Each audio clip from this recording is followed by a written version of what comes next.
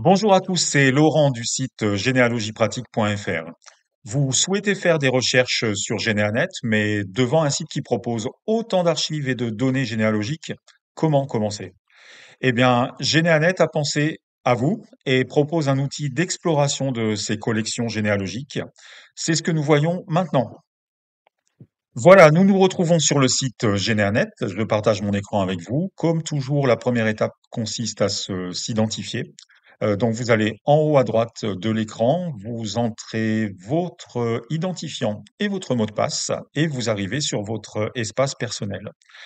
Pour explorer les collections Généanet, vous allez aller tout simplement dans Rechercher et Catalogue des collections, ici.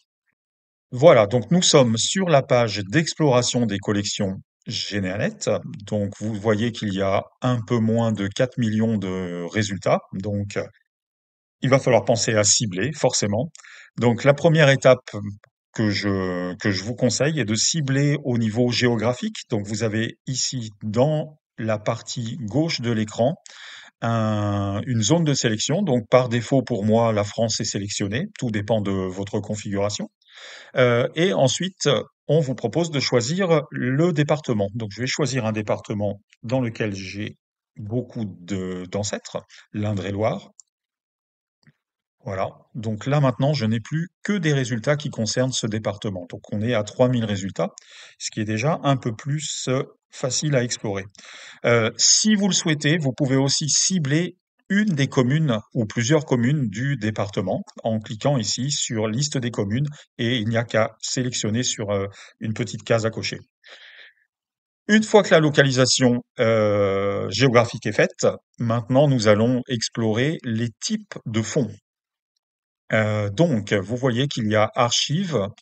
Donc, ce sont soit des archives, soit des index d'archives, des informations qui ont été notées à partir des archives. Ensuite, des livres, de la presse, des revues. Donc ça, ce sont des éléments qui sont dans la bibliothèque Généanet. Et ensuite, vous avez les monuments commémoratifs, donc les monuments aux morts, et puis les plaques aussi, les plaques commémoratives. Et enfin, vous avez une collection qui concerne les cimetières dans lesquels vous allez retrouver les tombes que vous connaissez par l'opération Sauvons nos tombes.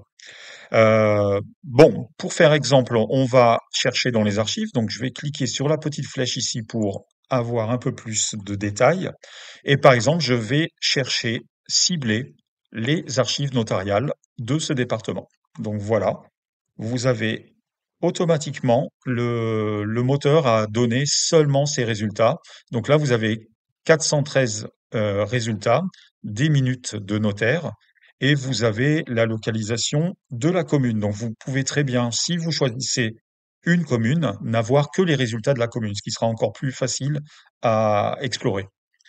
Euh, Vous avez des recensements, donc des recensements, ce sont des index. L'état civil, ce sont aussi des index en général.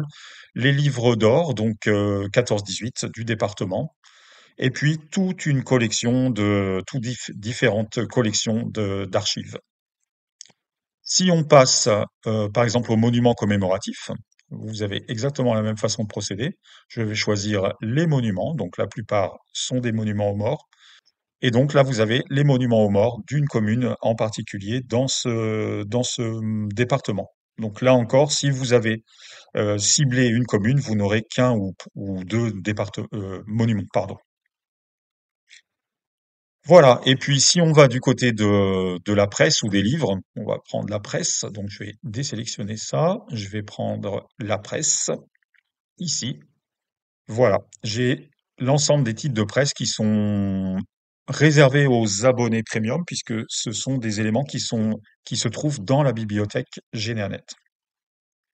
Un autre ciblage que l'on peut faire, bien entendu, c'est cibler au niveau de l'année, dans une période donnée ou à une date exacte, ce qui permet de réduire le nombre de résultats que vous obtenez dans cette liste de résultats. Alors, bien entendu, vous n'avez pas que des données en France, donc vous pouvez désélectionner. Et puis, si par exemple vous avez des ancêtres en Belgique ou au Canada ou en Algérie, par exemple, comme je vois ici, il suffit tout simplement de sélectionner le pays Ensuite, ici, vous avez par exemple pour la Belgique, vous avez les provinces. Donc je prends la province Bruxelles-Capitale qui semble la mieux lotie. Et ensuite, là, vous avez aussi des monuments commémoratifs, des livres, de la presse, des cimetières, des archives et des revues. Donc toujours sur le même principe, vous pouvez explorer les différents pays. Voilà, vous savez maintenant comment explorer toutes les collections d'archives et d'index et d'images que l'on trouve sur GeneaNet. Euh, Maintenant, c'est à vous de jouer et je vous souhaite de bonnes recherches. À bientôt.